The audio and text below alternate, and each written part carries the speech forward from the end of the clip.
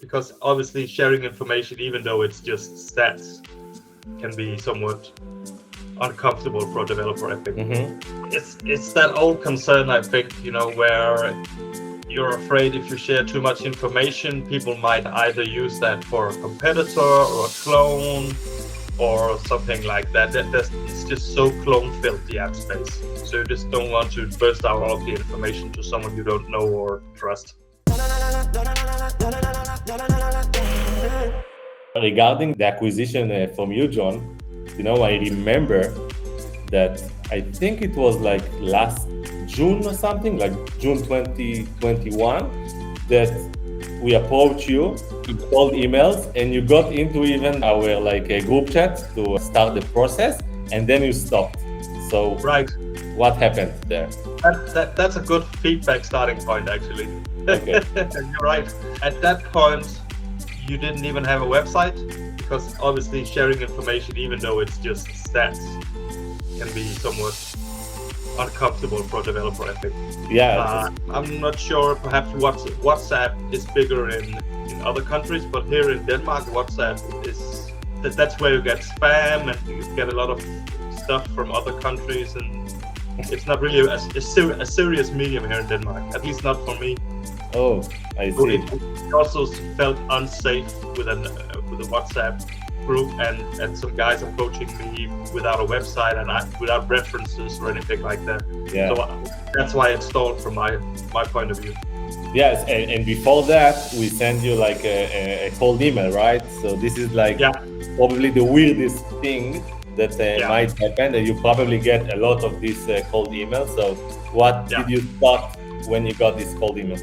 Well, we did end up in the WhatsApp group, so I guess something must have worked. You did proceed, but then you stopped in the WhatsApp group. Probably the cold email plus WhatsApp was too many weird things altogether. So you said something regarding sharing the data concerns. Can you elaborate more about it? It's that old concern, I think, where you're afraid if you share too much information, people might either use that for a competitor or a clone or something like that. It's just so clone-filled, the app space. So you just don't want to burst out all the information to someone you don't know or trust. Theoretically, I can go now to a Sensor Tower or Mobile Action or AppFigures, right? Yeah, I know. And get some, although it's estimations, it's a pretty good ones. So what do you think is the difference or the main concern here? The main concern was probably the insecurities I had about what differences there are between the public information in Sensor Tower and what you could access in the account. Yeah. Because I'm not really sure how much is accessible in Sensor Tower about when the downloads are coming, where they're coming from, and how much revenue they're sparking. But I actually think Sensor Tower information is pretty accurate. Yeah. Yeah. After the conversation had stopped in WhatsApp, you've gone to an app broker, right? And then we closed the cycle from there. So how the process of thinking of selling the app looks like? It probably did start around that, and you also had a few appearances with Steve Young, right? I've viewed his videos as well, and in some of the app Facebook groups as well, where people also started talking about acquisition, and then I just felt that at least some of my insecurities would go away if I started using a broker.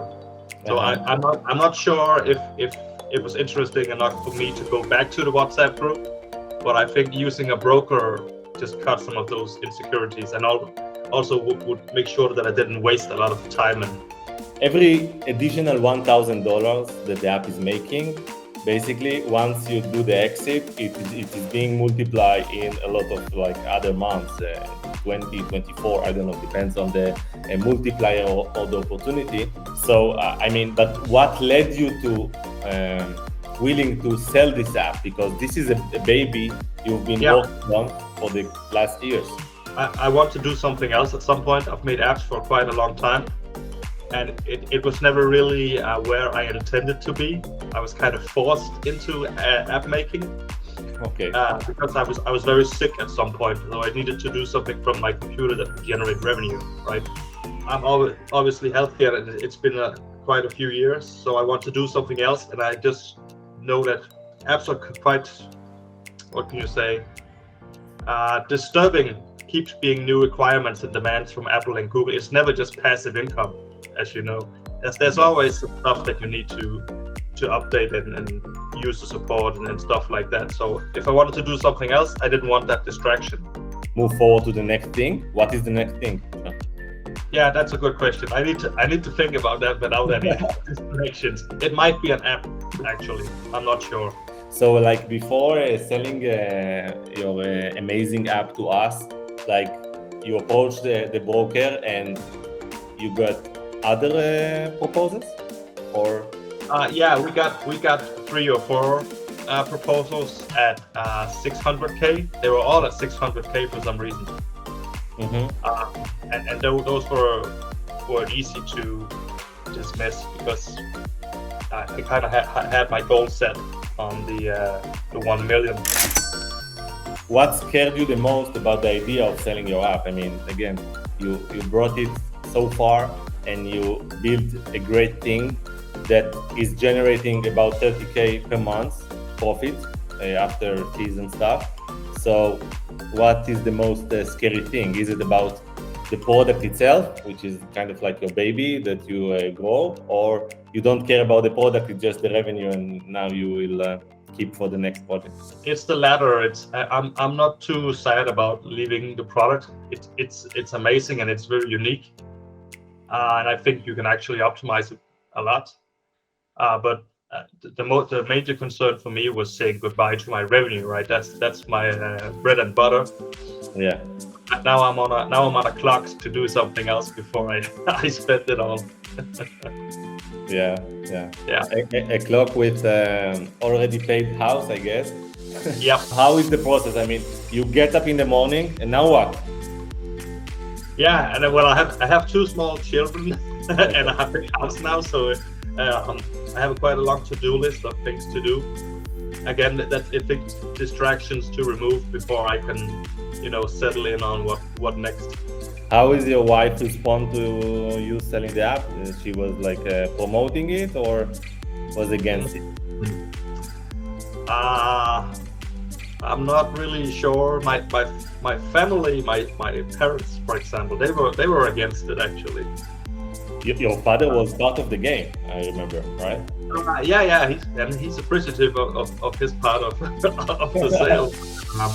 I think he would rather have me have a fixed income. It's old school. It's not. Yeah. You should have a job. Something like that. Yeah. But my girlfriend is appreciative of it. She knows that I want to do something else, and she also knows that it's very hard to do multiple things at once. Yeah, for sure. Like more distractions and more you're not focused there, so you get probably some average results. So you are now also working on a new thing, on a new startup or something? I'm thinking about a new app startup. I'm not sure yet, but I'm thinking about one. Yeah. What will be your advice for developers who are like thinking about selling their apps but are too scared to raise their hands? That's a good question, because in my case, it was my entire, income. I'm not sure if is that the case for the developers that you are acquiring too? Yeah, usually the case is that they want to move to the next project. They are because developers are kind of like tech artists that are building something great, and then there is diminishing returns once you spend more time for another feature.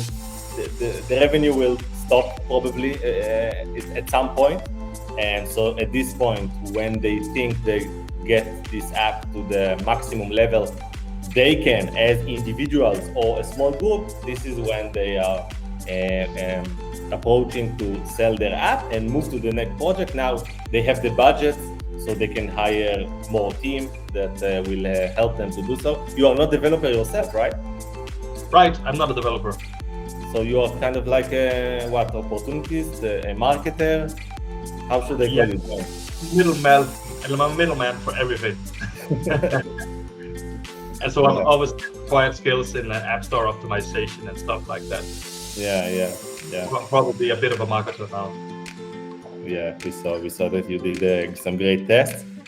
So your advice will be like? I think my advice would be that, it's kind of like the saying, use it or lose it. If you don't have a plan for like 2 or 3x growth within a year or two, it's probably going to go down, not up. So if you don't have a plan going forward, perhaps the best thing is to sell now and do what you do best, which is create apps. When your next project reach its maximum and get some nice traction, you know that we are always here and we are growing quite fast, so we will be happy to do some more collaborations with you.